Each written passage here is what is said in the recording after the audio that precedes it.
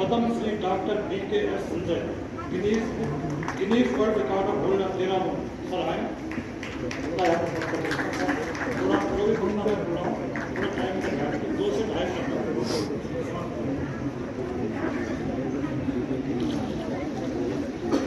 नमस्कार।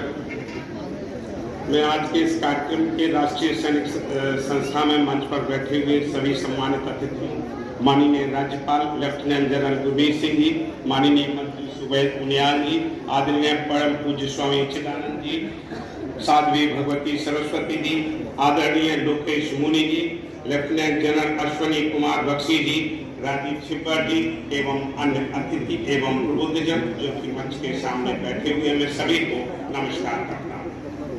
कार्यक्रम के सभी पदाधिकारियों का खासतौर से मुझे यहाँ पर लाने में सूत्रधार कर्नल श्री देवेंद्र पाल त्यागी जी का आभार प्रकट करता हूँ और धन्यवाद देता हूँ कि उन्होंने मुझे आपके सामने अपने विचार साझा करने का अवसर दिया। जैसा कि आप जानते हैं, आज इस कार्यक्रम का केंद्र बिंदु है राष्ट्रीय एकीकरण एवं चरित्र निर्माण के स्कूलों में प्रारंभिक शिक्षा प्रशिक्षण की आवश्यकता। मैं यहाँ पर यही कहूँगा कि भोजन, शिक्षा एवं स्वास्थ्य हर व्यक्ति की बुनियादी आवश्यकताएं। जब किसी भी व्यक्ति को यह तीनों चीजें मिलती हैं तो न केवल यह व्यक्ति विशेष का विकास होता है बल्कि उसके समाज एवं राष्ट्र का विकास होता है। इन तीनों चीजों में से आज मैं अपने संबोधन में शिक्षा तक ही सीमित रखूंगा। शिक्षा न केवल रोजगार और व्यापार का माध्यम होना चाहिए बल्कि किसी भी व्यक्ति के चरित्र के निर्माण में जितना योगदान शिक्षा का है उतना किसी का भी नहीं। एक अमेरिकन शिक्षाविद हॉर्समैन ने कहा है, a farmer is worth than 1000 reformer, अर्थात एक निर्माता का महत्व हजारों सुधारकों से ज्यादा है। ऐसा कोई व्यक्ति नहीं जिसको किसी न किसी की कोई आदत न पड़ी हो। आदत चाहे फिर अच्छी हो या बुरी, वह पड़ जाती है और आसानी से छूटती नहीं है। यह सब बातें स्कूली उम्र में पड़ती है। मेरा मानना है शिक्षा ही एक ऐसा माध्यम है जो लोगों को अच्छी आदतों के महत्व एवं बुरी आदतों के नुकसान के बारे में अच्छी तरह से जानकारी दे सकता है।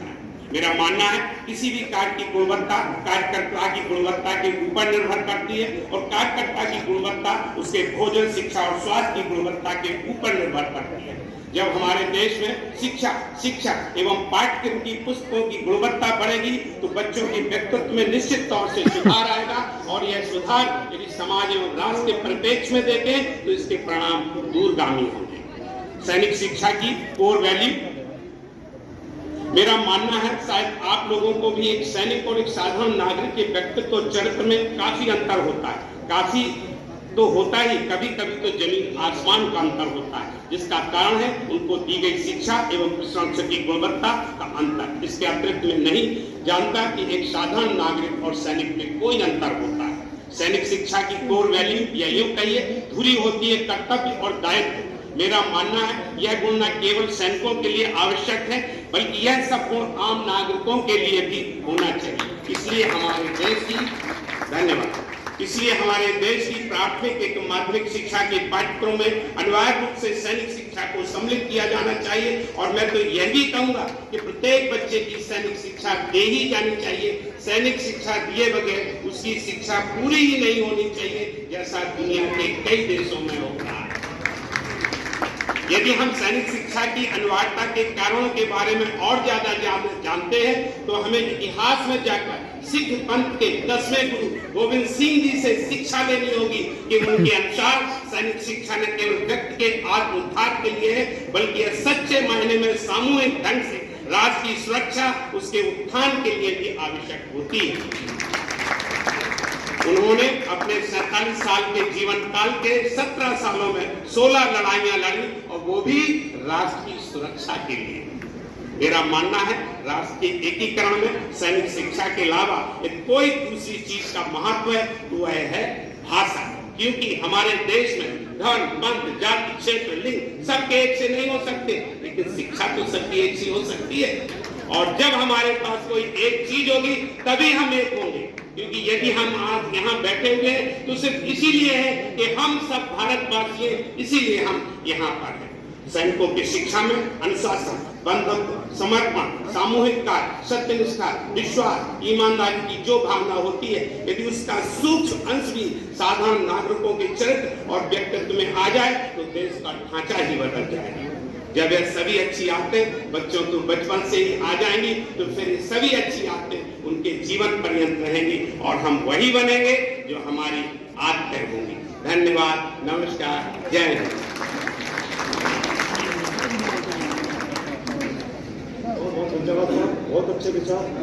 अब मैं निवेदन करता हूँ श्री सत्यजीत अरिबम, प्रदेश अध्यक्ष मणिपुर, सभा राय अपने विचार व्यक्त करें। Satyajit Aribam.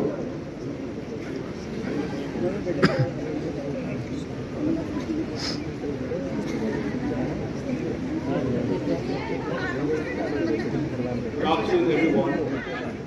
First of all, my special thanks to Mr. Pranay Saab, MP Jaggi for electing me as State President for Manipur. My special thanks to all the distinguished panelists there.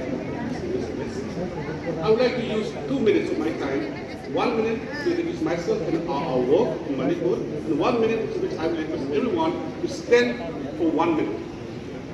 So first of all, with all due respect, we have my state Manipur is burning today, and we've been going on for the last 8 months. In this period of time, with the help of RSS, Tyagiji, we have given some help to the government of Manipur for the internally displaced people. Now, in the coming month, April 14, we plan to first do a program for the Netaji Subhash Chandra Bose. First thing like in Manipur, as you know that after Port Blair, the first tricolor was hosted on 14th April 1944. We will be again this year in 2024 with help of RCS